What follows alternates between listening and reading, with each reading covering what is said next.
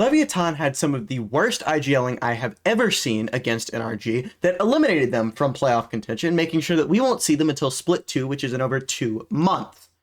Now, when I say that, please take me at face value. I will show you how this disaster class of a game happened. Not only is the IGL Rossi visibly giving up after map 1 on Fracture, which was a hard OT loss, he then just seemed to not care about the game at all.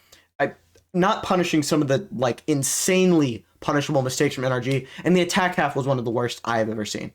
So let's go ahead and take a look at how Leviatán lost to a Reyna, FNS, and themselves. However, I don't want to put all the blame onto Rossi, because some of the decision making here was just baffling on the side of Lev at an individual level. For example, the positioning.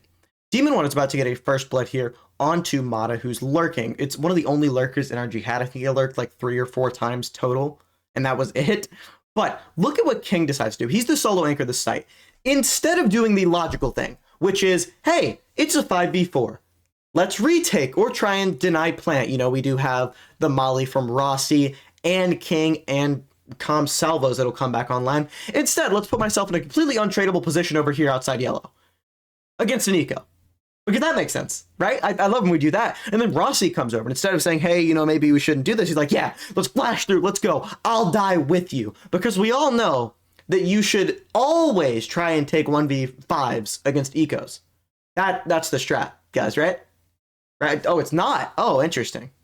Well, not everyone can be a playoff team. After all, only, 66% of the teams qualified, including EG. Anyways, enough malding about that. It's a 3v4 right here, and I just don't get how it was made to be this close, to be quite honest with you. There's no reason for either of those positions to happen.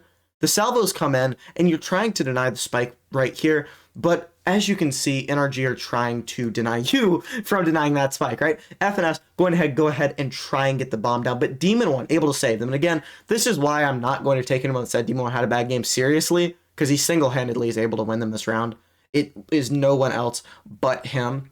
Now, he didn't have a crazy fragging game on Icebox necessarily, but as you can see here, he just plays this smart bomb down, runs away. But they were almost thriftied right here, and I think this is one of the best examples of how they're just not in tradable positions when they fight for whatever reason. And if Demon1 doesn't get the kill into FNS there, I truly believe they end up losing. I just saw my favorite player in the world be on one of the most dysfunctional teams ever this split. So can you help me out and buy some merch from akikimori.com?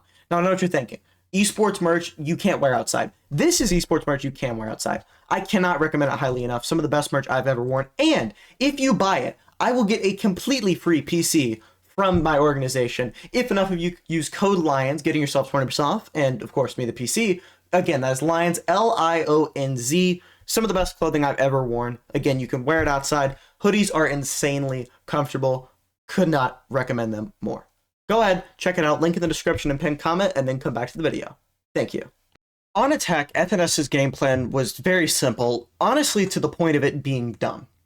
He said, we are going to hit a bomb site, and we are not going to move from that bomb site. We won't rotate. We aren't going to try and do a fake. We are doing none of that. We will literally show that we are A and go A, no matter how long it takes. It took them a KO ult to try and clear Demon1 off pipes, and even that didn't work.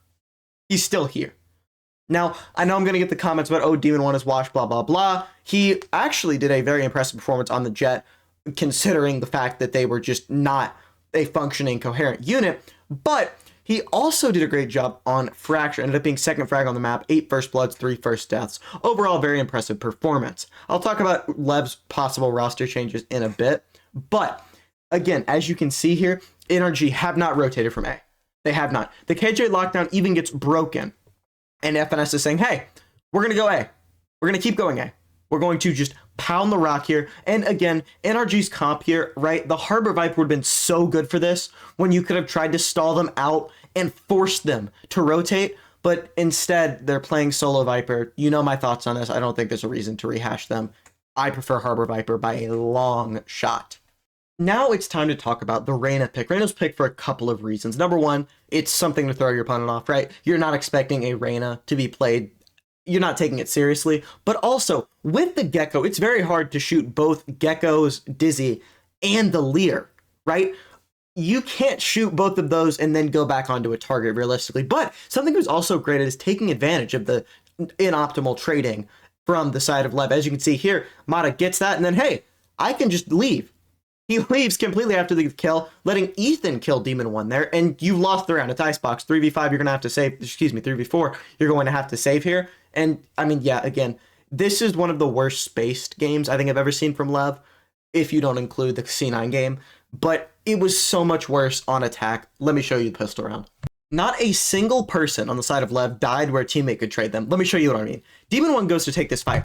Take note of the outlines of Rossi and Calm. He starts taking the fight, and they both immediately run away, causing him to get killed by Ethan, who was also up too. Again, I looked at this. I did not understand it. I was actually flabbergasted at the fact that you would just shamelessly bait your teammate. Like, I don't know. I don't know.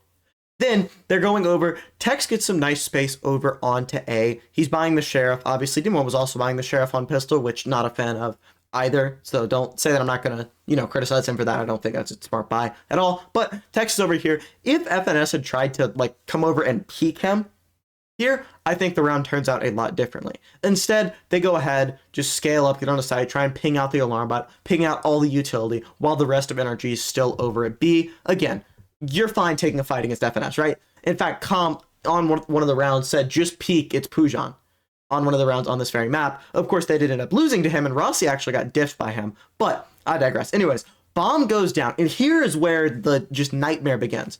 They are seemingly unaware that this Viper wall still exists right here, because look at this. Let's count the kills together. Let's do counting. Number 1, Calm cannot be traded. Number 2, then we decide to push through the Viper wall and not be able to be traded. Then there are 2 people left, King and Tex. King and Tex are, you guessed it, not able to trade each other. I mean, they're the most tradable of all of them, I guess, because you technically could have gotten the kill when he was looking up. But again, it's just astounding that we're acting like the Viper wall isn't there, and we're leaving one person on site to just die. I've never gotten that. And then, of course, you're running from the KO knife. I get that part of it, but your teammate's going to get scanned. Just fight with him. Do something, please, instead of just bait so that the first blood isn't impactful at all.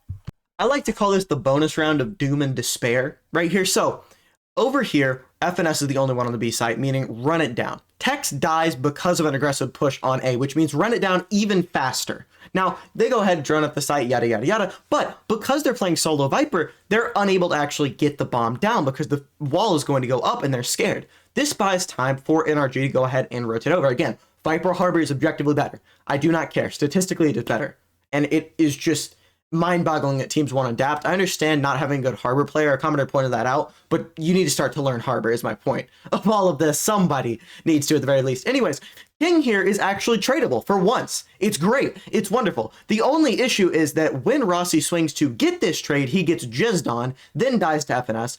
Demon1 able to get a kill, but I mean, you're still in a 2v4 situation, gets one, can't kill everyone. And again, the Lear has been so impactful from this Reyna pick. Again, I don't think that you could do the Reyna pick over time. I think that you're going to be able to kind of play around it, especially if you work the map more diligently than NRG did. But you just lost this round, and I mean, it's not going to get any better from here. This is the only round that NRG will win on attack. And again, it's actually a good looking round. You go ahead and say, hey, we're going to try and hit B with a lurker, which again, not much lurking happened from either side. To be honest, King didn't find too much value off of it. FNS pops the ult to try and stall them out and pull rotations over, but then Lev do a magical thing.